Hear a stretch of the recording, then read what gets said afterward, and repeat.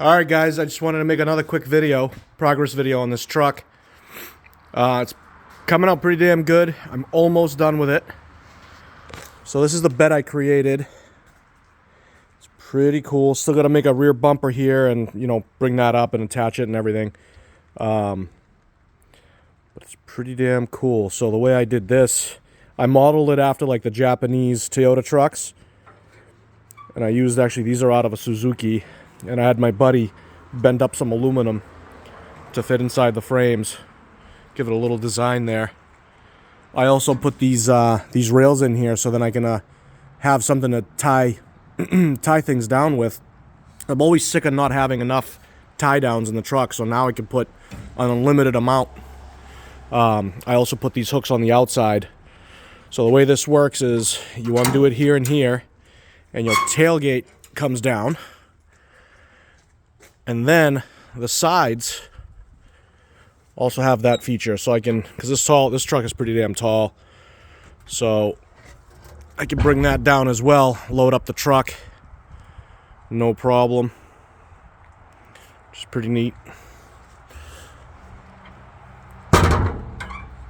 Lock it back up. I actually used the original Toyota fuel tank. I made my own setup over here to fill it. Yeah, that's green. You truck guys would probably know what green stands for on a gas cap. So I'll show you guys that in a minute. It's riding on 37s, 8-inch rear axle, and then it's got the 85. Sorry, it's got the 85 front axle. 37-inch mud boggers, which makes it feel like a fucking tractor. It's ridiculous. So I'll have to change those out at some point. Put this back up. Everything underneath is brand new. Zinc galvanized frame and powder coated. And a 3-inch stainless exhaust, TIG welded, straight pipe. No muffler on it at all. Still got to rebuild the axle, but that's what it looks like underneath. That's how I built the bed. I got 2x2 supports every 2 feet, and then I have the C channel every so often. I think every few maybe every 16 inches or so. I can't remember. Trail gear, springs. These are pretty damn cool. I made these little boxes on the side. When you open it, there's also a little light inside with auxiliary, auxiliary ports right here. So then if I want, I could put like DeWalt tools in here and have a charger. That's just surface stuff. I gotta wash this out. Pressure washed this the other day and a little water came in, so I gotta figure that out. But these are pretty neat.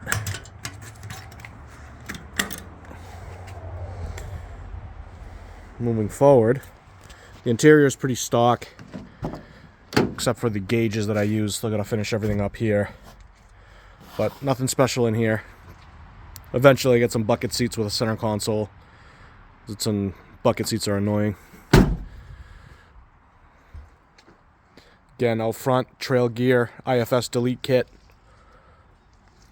So it's got springs. This is on 3-inch, but it does not look 3-inch. This is a coastal off-road front bumper, 3/16.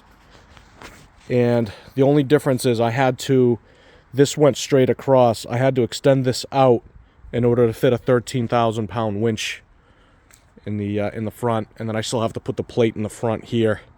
Got to finish all that up.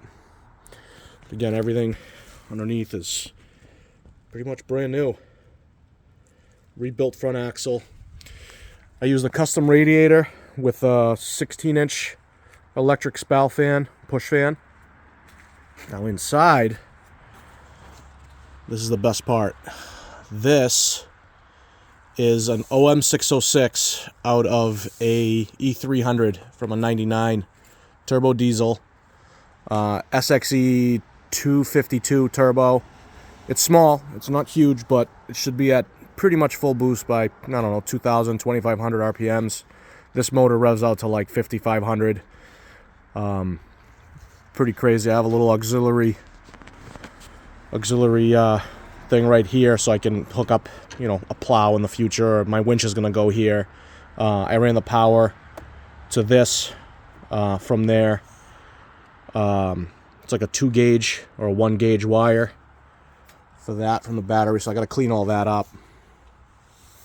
I ended up having to use a Willwood master cylinder, so if you guys have any questions on using this motor with a adapter kit on any Japanese car, this was awful trying to figure out that I needed a bigger master. The original stuff does not work. So if anybody has any questions on how I made that work, let me know. Or if anybody's trying to put one of these motors in a Tacoma or, you know, like a 94 pickup, it was a lot of work. Everything had to get pushed back about 2 inches in order to make room. It's very, very tight. Very tight. This rubber, it's not kinked. It looks like it is, but it's. I think there's plenty of volume there. But I'm thinking of changing that out to a metal bend, and then just making this whole thing maybe from here over to like here, one piece. So I don't have so many couplings. So that'll be changed out. You know, the motor mounts, I'm happy with. They came out nice, but it's a diesel motor and it vibrates like crazy. There's only a little bit of rubber. There's only a little bit of rubber for cushion, and it does shake quite a bit. So that's gonna need some work. I might have to change those out eventually. So yeah, I still got the intake work to do.